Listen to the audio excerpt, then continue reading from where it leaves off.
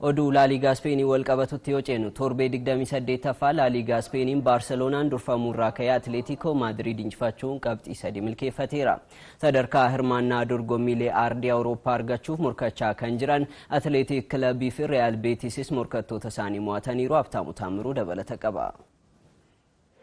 Well, the two sides make their way onto the pitch and let's enjoy for a moment. Garaagarummaa qabxii tokkootiin qofa adda ba'anii istaadiyoomii Riyad Air Metropolitano daawwattoota 67,602 fuulduratti walii bahan Atletico Madrid fi Barcelonaan taphicha Barcelonaan yoo mo'e dursummaa liigichaatti deebi'u. Atleticoon yoo injifate ammoo Barcelonaa caalee Real Madrid waliin garaagarummaa qabxii qabu. Tokkotti akka dhiphisu yaada morkatan torbee darbe Champions League kilaboota Awurooppaatiin Real Madridin haala deeggartoota isaa gaabbisiisee mo'ame. Dorgommichaa kan ba'e Atleticoon raajii Barcelonaan daqiiqaa 18 keessatti hojjateen edas dirreesaa irratti mo'atame. Daqiiqaawwan 70f sochii taphaa ba'eessa mul'isee kan ture Atletico Madridiif boqonnaa dura ilmi leenjisaa garichaa Giovanni Simeone kubbaa mijeessee laateef Julian Alvarez daqiiqaa 45ffaa irratti galchee fi dursa qabatan. Boqonnaa deebii ammoo daqiiqaa 70ffaa irratti Alexander Sørloth kubbaa Conor Gallagher mijeessee kenneef galchuun baay'ina goolii Atletico lamaan gahe. Taphichi harkaa ba'uuf kan fakkaate Barcelonaan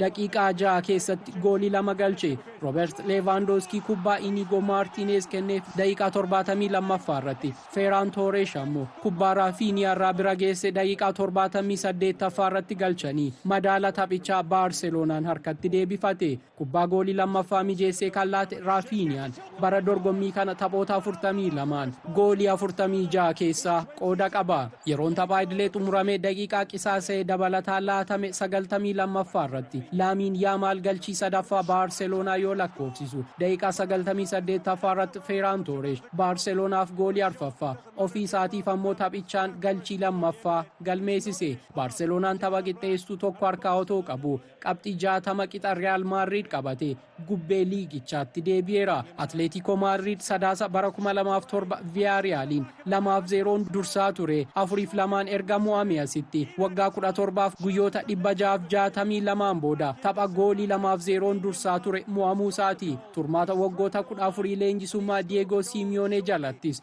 kun yeroo jalqabaatiif ta'e. Diego Simeone morkii waancaa ilaalchisuun tapha booda yaada laataniin Barcelonaan tapha qixxeesstuu tokko qaba. Dhugaa kana amanuu qabna, waan fuulduratti ta'uu hin beeknu. Gama keenyaan taphoota nu fuuldura jiranitti xiyyeeffanna jechuun dubbatan. Taphicha kan injifatan leenjisaan Barcelonaa Hansi Flick gama isaaniitiin 2-0 durfamaa goolii 4 galchuun xiinsammuu uggumsiisaadha jechuun taphattoota isaanii jajan. Taphoota biroo kaleessaatiin